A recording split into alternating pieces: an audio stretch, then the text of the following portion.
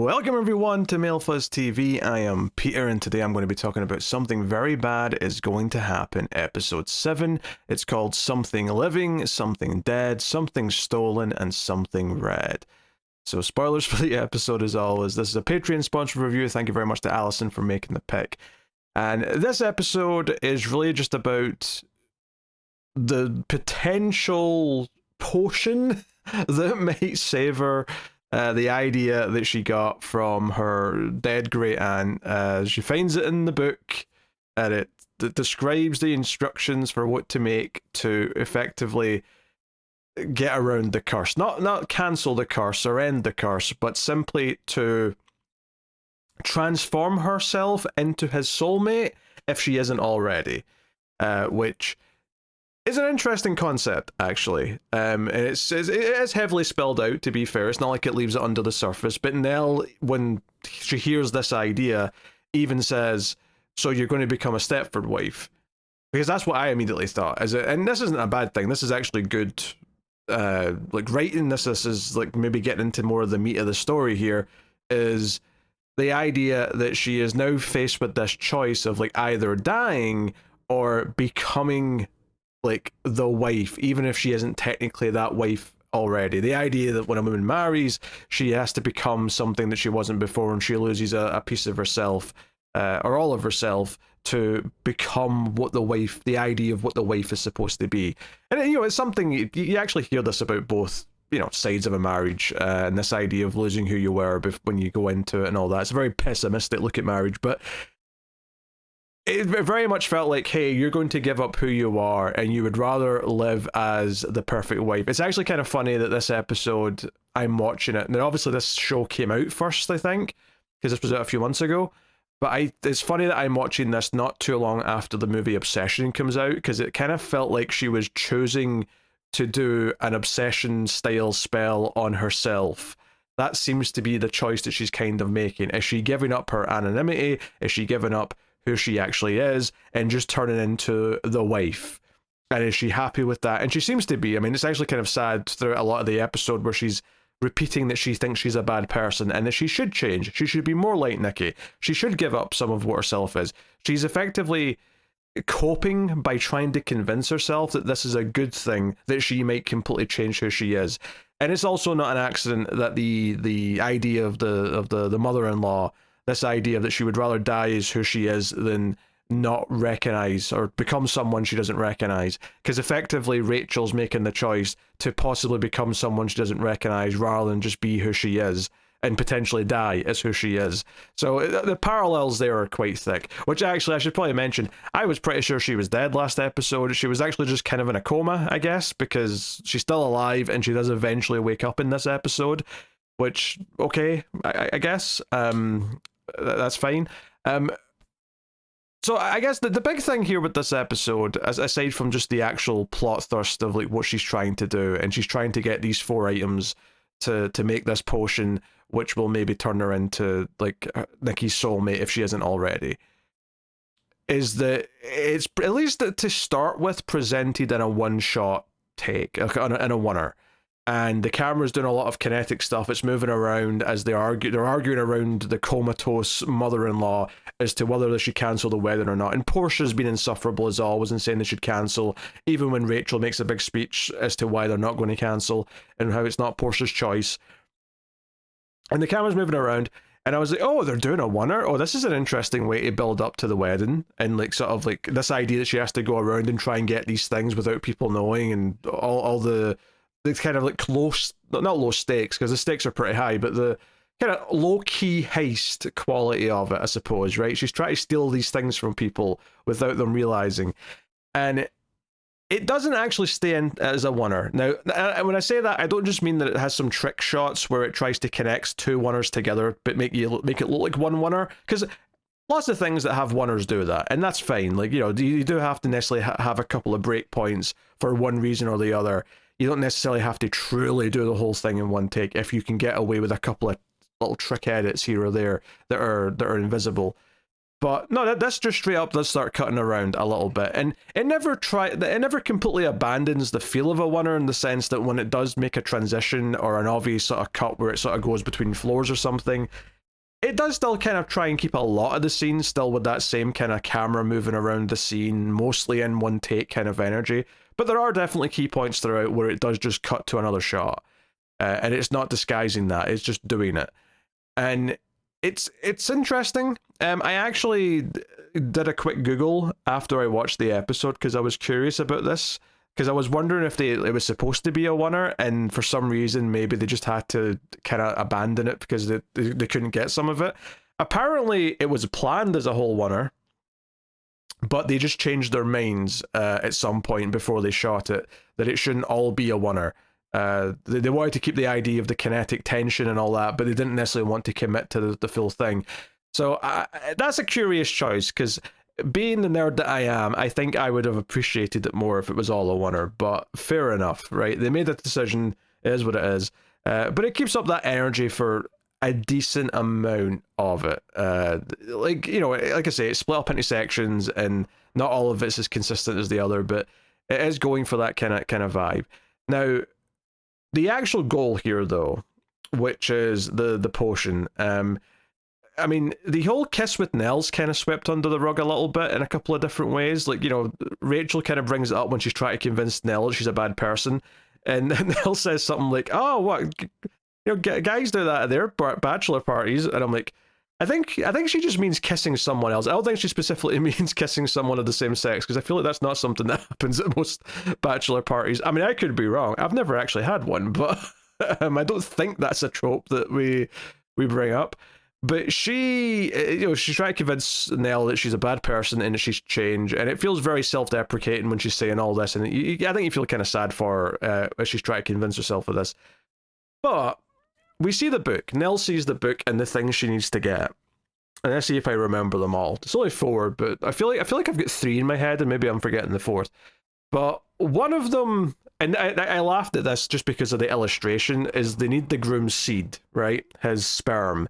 And I just laughed because the little illustration in the book was just very, like, it was cartoony, but also it was clearly just a penis, and to indicate what was happening. Like, the little cartoon character was clearly going to town on himself. They need hair of the mother-in-law, right? So it's like, okay, snip off a bit of her hair. Doesn't seem too hard, assuming you can get her alone, which ends up being the challenge. Blood of a rival, or like your enemy. Which at first she thinks is Portia, because Portia hates her, and let's face it, everyone's Portia's enemy.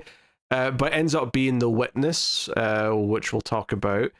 And then the other part is one of the bride's own bones. She has to cut out a bone.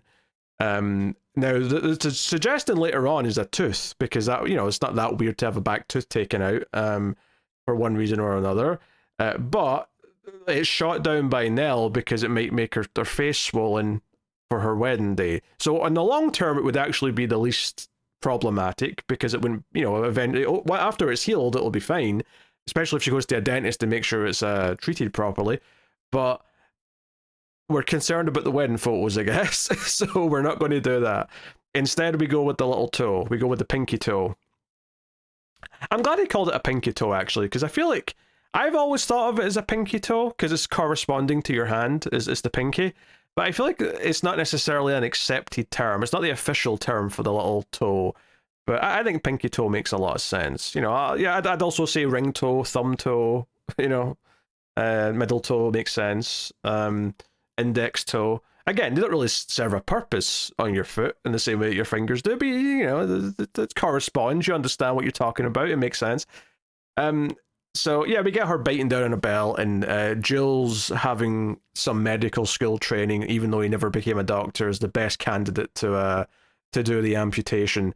And, they show a surprising amount of it, which actually is kind of a trend through a few scenes in this episode, actually. It was this scene with the toe being cut off, which, was fairly gruesome and made me wince a little bit. More so, though, I was very surprised, because ultimately when she ends up back at Nikki, because she gets all the other stuff first, right? And she gets back to Nikki. And you almost think, Well, all on the fact that she's not supposed to see him before the wedding, surely getting his produce is going to be the easiest of the bunch, right? Like she is, after all, his fiance. It doesn't make that, it's not that much of a stretch for her to, you know, extract some of that.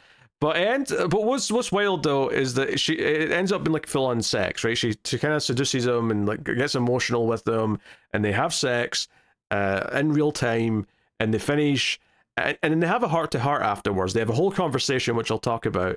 But then all throughout the conversation, though, in my head, I was thinking, well, did you scoop some of it up, or like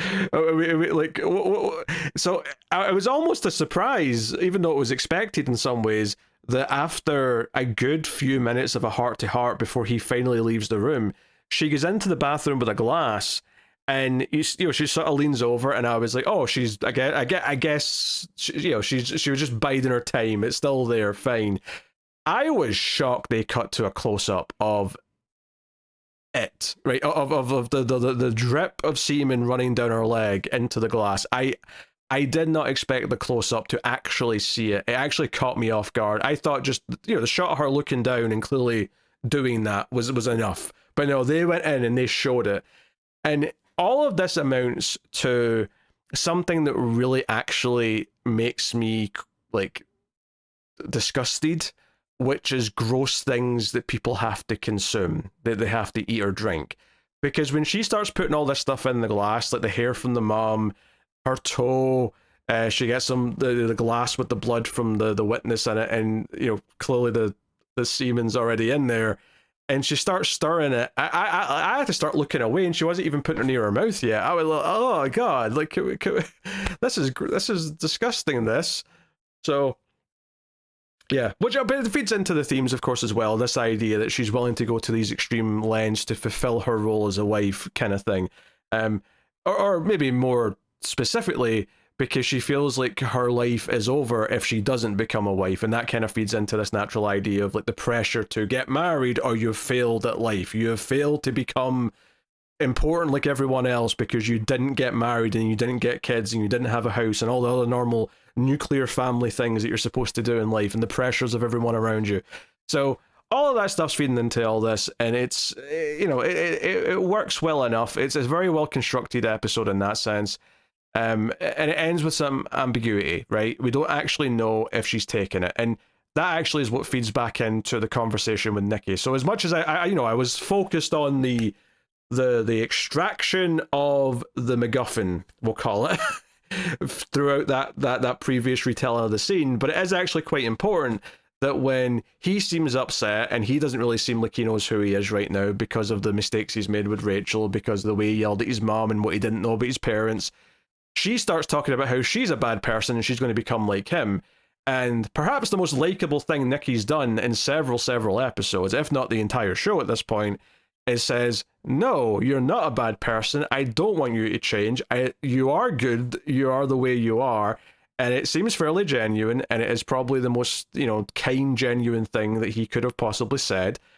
And it leads her to this decision at the end where she's looking at the glass with this awful shit all mixed together in it, and she's looking at the coin that he put outside for luck. And when we cut to the wedding party getting ready, everyone's in place, the music's playing, and we cut back to her, and we don't know if she's taken the drink or not. And it cuts to the credits, right? That's the cliffhanger we end on, is the ambiguity of, did she take the drink or didn't she? So, is she risking it? Which, honestly, at this point, she already cut off her toe. I feel like I would be like, no, like sunk cost fallacy. I already amputated a toe. I'm drinking the damn thing. Even though I'm disgusted by the thought of drinking it. Oh, Jesus. Oh, it's nasty. Anyway, so, you know, I think that core idea of it, right? The core idea that she thinks she has to change, and she's willingly convincing herself that she should change, that she is a bad person if she doesn't become the married wife and fulfill that role. And going around and saying that and doing all this stuff to the point of like hurting herself physically and putting herself through hell to fulfill that role, because she believes that life isn't going to be worth living. I mean, that's not literally what it is. She believes she'll die, but I'm saying on a metaphorical level and an allegorical level, it's representing this idea that life isn't worth living if you don't become a married person, if you don't go down that path. And I think that stuff is solid. Nikki being the one to act. I mean, admittedly, I still have a little problem with their chemistry in the sense that I don't really find their heart-to-hearts all that compelling to actually sit through. But on paper, like, what he's saying to her is finally kind of the right thing, and it makes sense to give her conflict. But in a way that he doesn't know he's giving her conflict over. It feels like he's saying the right things, but it's actually almost talking her out of the crazy potion idea that she's been trying to do all episode. And, you know, we've had all the tension of her running around trying to get it. Which, you know, to go back to some of that stuff, which I obviously skipped over, you've got try to get Portia's, like, Band-Aid for the Americans, off of her nose that's bleeding, because that's like, oh, that's my way to get Portia's blood. I'll just get which is also disgusting. The thought of her putting that in the drink. I mean, is it any worse than a shard of glass with blood on it? I don't know. It's still gross, though. But Portia says no, and storms off, and she's like, shit. But then luckily for Rachel, the witness shows up. And I will say that the witness, like, I don't know if I got that he was, like, such an antagonist to her. I mean, I know he's technically stabbed her a little bit, but, you know, that was kind of like your tit for tat, as it were. But here he's like, oh, I'm going to take some of your stuff. I'm wearing, like, your mother's, like, pendant here, and I've got your dad's tie on. I'm going to take stuff from you, and you croak as well. And he gets very kind of, like, intimidating about it. So she smashes the glass of champagne that she's got and, like, cuts his hand, and that's how she gets his blood and storms off with it. So that's kind of her, like, play there. And then with the mum's hair, the mother-in-law's hair, she does get walked in on, and it's kind of unclear at first, did she have enough time to snip off a piece before the dad came in and kind of told her to leave. But she tries to give him a little speech about not using the injection, and he's like, no, she would rather die who she is than become someone she doesn't recognize, which again feeds into the whole idea of Rachel becoming someone she wouldn't recognize, and therefore giving up who she is, even if the opposite is literally just dying outright anyway. It's interesting. It's sort of showing that as flawed and as maybe as like some history in this marriage as rocky as it might be, there was an honesty to it of like them both understanding each other and accepting each other's like flaws and faults and but willing to like live up to each other's like decisions and all that. That is still very much present there. So it oddly felt like kind of noble of the father-in-law to make this little speech about his wife, and Rachel goes off, which again is all of these should be kind of like moralistic and ethical reasons, or even, I guess I don't even know if those are the right words, but just the idea that Rachel is going looking for this fix when the actual correct choice, even if it does mean death, this might still be technically like such a compromise that it's not worth taking, kind of thing. So, you know, I appreciate like all of what this episode's doing, both on a technical level. I enjoy the tension of the camera moving around. There's a good bit of energy to it, and we've set up enough stuff that it kind of makes sense. So that's fun, and I appreciate on paper everything it's doing with its story and like all the meaning behind it, which is taking this idea of if I don't become a wife, life isn't worth living, or it will effectively mean death, and making it, well, literal, right? Making it as literal as possible. That's kind of what it's doing here. It's what supernatural stories about real things do all the time, is they take the idea and they make it, they either turn it up to 11 or they make it literal in a way, right? I always go back to one of my favorites examples of this, of course, is from the hit television show Buffy the Vampire Slayer. When you're in school feels like hell. That show makes it literally on top of a portal to hell. You know, that's a very simplistic version of this, but it's a simple thing to do to kind of ramp everything up, and it all kind of means something a little bit more. And, you know, to the credit of this episode, I probably felt more invested in Rachel deciding not to alter herself more than I have about anything else in the show up until this point. I actively did not want her to take this drink, not just because it was disgusting, which it is, but because this would be effectively her saying that who she is doesn't matter, and she's given that up because living as you know, a Stepford wife, a drone, whatever you want to call it, would be better than not living at all. And I think that the hope here at the end is that she didn't take it. I think that's what most sensible audience members are going to be hoping in that moment. So, yeah. How is it going to end? Like, have they achieved soulmate status? And if she doesn't take the drink, you know, is that it? Is she going to be okay? Is she still going to die? I feel like her dying in the final episode would, I don't know, obviously it would be a downer, but that's not even why I think they wouldn't do it. It kind of feels like too almost anticlimactic if she just dies and everyone's sad and then the show ends. Like, it would almost be too simple. It's not inventive enough for it to just play out like that. I mean, maybe she'll still die, but like, if anything, it feels more like, how do we get out of it? Right? Do we prove that they're soulmates, and maybe that'll be a mushy ending, right? If you don't really buy into the romance that much, and arguably I haven't too much, so that could be an issue. Or like, they get out of it via some loophole or that kind of thing. And now, admittedly, the loophole was going to be this drink, I suppose, and seemingly she might not have taken it, right? We don't know for sure. Like, my gut says she didn't, right? Because it feels like a better end to what this episode was doing, was for her to realize that she shouldn't just transform herself into someone else, because that's the real defeat, right? It's this idea of the self-worth and the idea of taking your own freedom and your own like personality away. That's what you're kind of rooting for her not to do by the end of this, even though that's what she was trying to accomplish all episode. But that's kind of the tragedy of it. And I can see what they're doing there with that. I think, this is one of these things where I think just a lot of what the show has been tonally has just been a little bit off for my taste, and like the writing style and some of the MacGuffins and whatnot. Like, there is something here with its metaphor that we're finally kind of getting to towards the end. It is kind of clicking into place a little bit that I can appreciate, but it's definitely not a show that I'm ever going to want to rewatch, just because I don't really think I enjoyed that much of it leading up to this point. But hey, there's something there.